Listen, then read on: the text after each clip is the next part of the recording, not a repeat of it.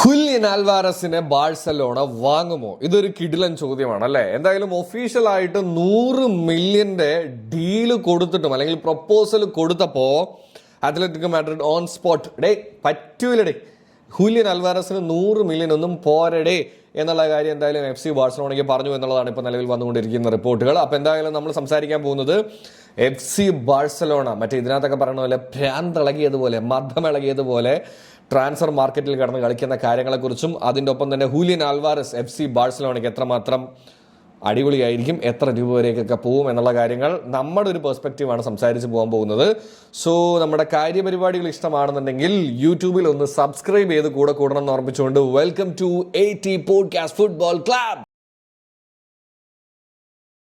Yes, അപ്പോൾ guys, ഇതിനകത്ത് ഏറ്റവും ഇമ്പോർട്ടൻ്റ് ആയിട്ടുള്ളൊരു വലിയ കാര്യം എന്ന് പറയുന്നത് ഫസ്റ്റ് തന്നെ ഒഫീഷ്യൽ ബിഡ് കൊടുക്കുന്ന സമയത്ത് അത് 100 മില്യൺ ആണെന്ന് കണ്ടപ്പോഴേ ഒരുവിധം അത്യാവശ്യം അറിയാവുന്ന ആൾക്കാർക്ക് അറിയാം അത് നടപടിയാവാൻ പോകുന്ന ഒരു കാര്യമല്ല എന്നുള്ളത്.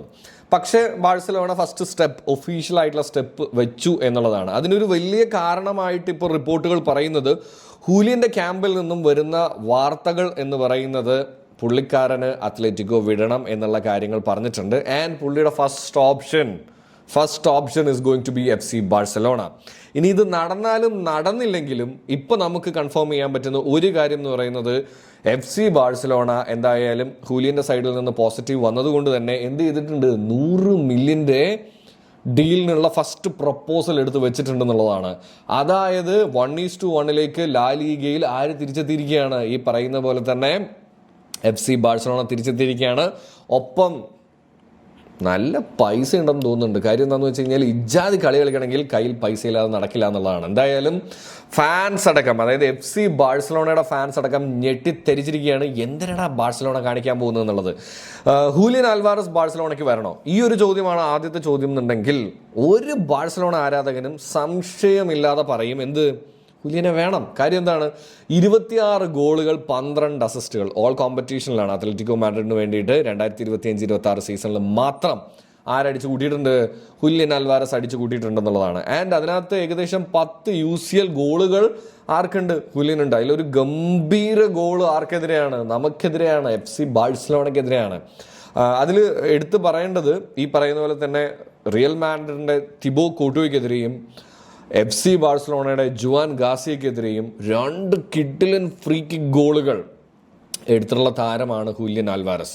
അതിപ്പോൾ നിങ്ങളൊരു, എനിക്ക് തോന്നുന്നു ഏത് ക്ലബിൻ്റെ ഫാൻസിനോട് ചോദിച്ചാലും ഹൂലിയൻ ആൽവാരസ് പോലത്തെ ഒരു താരത്തെ വേണമെന്ന് ചോദിച്ചു കഴിഞ്ഞാൽ അതിൽ നമുക്ക് ഈ പറയുന്ന പോലെ കണ്ണും പൂട്ടി പറയാൻ പറ്റും വേണം എന്നുള്ളത്. കാരണം പുള്ളിയുടെ പെർഫോമൻസ്, പുള്ളിയുടെ ഒരു ഓറ, പുള്ളിയുടെ ഒരു ഡെഡിക്കേഷൻ, ഇതെല്ലാം നമുക്കറിയാവുന്നതാണ്. പുള്ളിയുടെ മറ്റു കാര്യങ്ങൾ എങ്ങനെയാണ് ബാഴ്സലോണയ്ക്ക് ഇമ്പാക്റ്റ് ആക്കുന്നതെന്ന് ചോദിച്ചു കഴിഞ്ഞാൽ എനിക്ക് തോന്നുന്നു നമ്പർ 9 പൊസിഷനിൽ കളിപ്പിക്കാൻ പറ്റിയ the very best player Julián തന്നെയായിരിക്കും. ആൻഡ് പുള്ളിയെ വിങ്ങറായിട്ട് കളിപ്പിക്കണമെങ്കിൽ അവിടെയും കളിപ്പിക്കാനുള്ള ഒരു എബിലിറ്റി ഉണ്ട് എന്നുള്ളതാണ്. അതായത് ഡിഫറെൻറ്റ് പൊസിഷനിലേക്ക് കളിപ്പിക്കാം എന്നുള്ളതാണ്. സ്ട്രൈക്കറായിട്ടും പുള്ളിയെ കളിപ്പിക്കാം.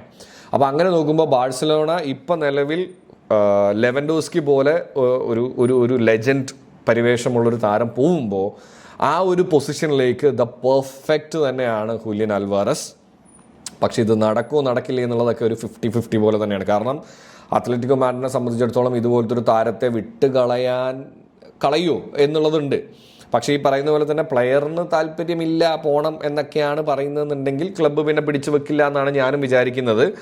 എന്തൊക്കെ തന്നെയാണെന്നുണ്ടെങ്കിലും ഇപ്പോഴും പല റൂമേഴ്സ് വരുന്നത് അത്ലറ്റിക്കോ എന്തായാലും ഈ പറയുന്ന പോലെ തന്നെ Julian is not for sale എന്നുള്ള കാര്യങ്ങൾ പറയുന്നുണ്ടെന്ന് പറയുന്നു. ഇപ്പുറത്ത് ഈ പറയുന്ന പോലെ ഒഫീഷ്യലായിട്ടുള്ള ബിഡ് മറ്റ് കാര്യങ്ങളൊക്കെ പൊയ്ക്കൊണ്ടിരിക്കുന്നു. ഇനി ഒരു 135 മില്യൻ്റെ ബിഡിലേക്കാണ് FC ബാഴ്സലോണ തിരിയാനായിട്ട് പോകുന്നത്. നിലവിൽ ഒരു പ്ലെയറിനെയും കൂടെ വെച്ചിട്ടുള്ള ബിഡിലേക്കൊന്നും പോകുന്നില്ല.